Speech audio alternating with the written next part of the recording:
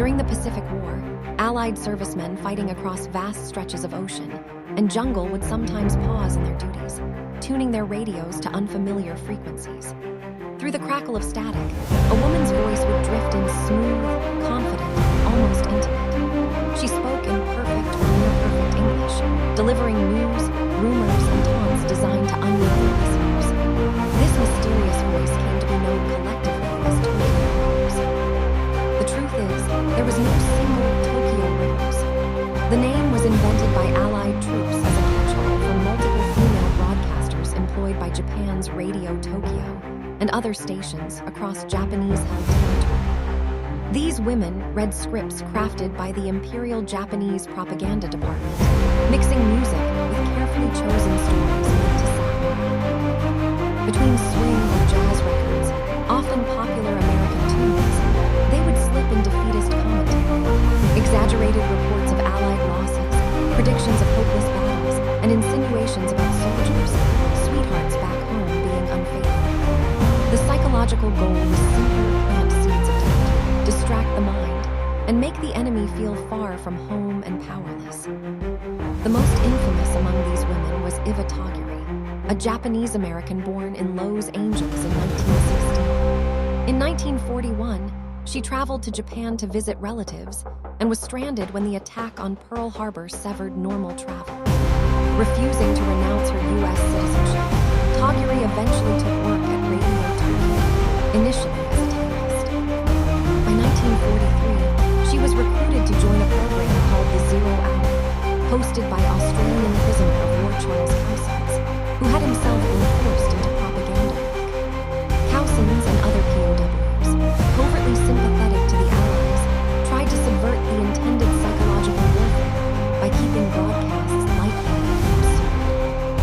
On air, Toguri adopted the persona Orphan Anne, a playful, wisecracking voice who addressed my fellow orphans and introduced orphans.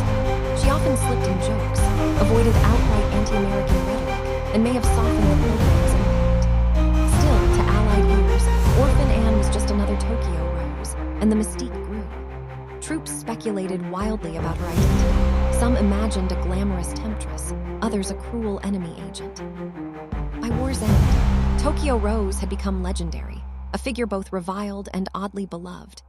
Soldiers collected stories about listening to her shows, sometimes admitting that the music and banter were a welcome diversion from monotony. But when Japan surrendered in August 1945, the hunt for the real Tokyo Rose began.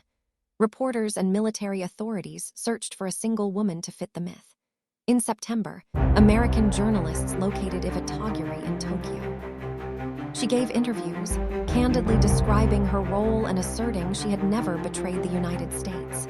At first, military investigators agreed, finding no evidence of treason. She was released and tried to return home. Then the political climate shifted.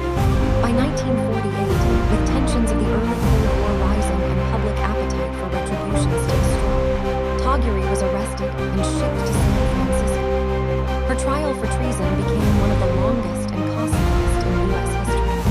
Witnesses, some later admitting they had been coerced, testified that she had made overtly pro-Japanese statements on air.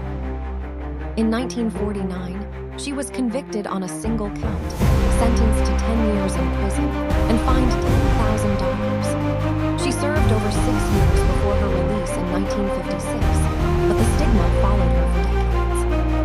Over time, researchers and journalists uncovered evidence suggesting that Toguri had been a scapegoat, her role exaggerated to satisfy the public demand for her. Former Allied POWs who had worked alongside her testified that she had been kind to prisoners, smuggled them food, and deliberately undermined Japanese propaganda. In 1977, after years of campaigning by supporters, President Gerald Ford granted her a full pardon.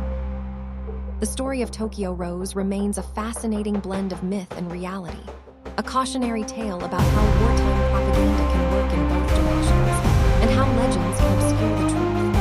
For the men who heard her voice in the jungles of New Guinea or the decks of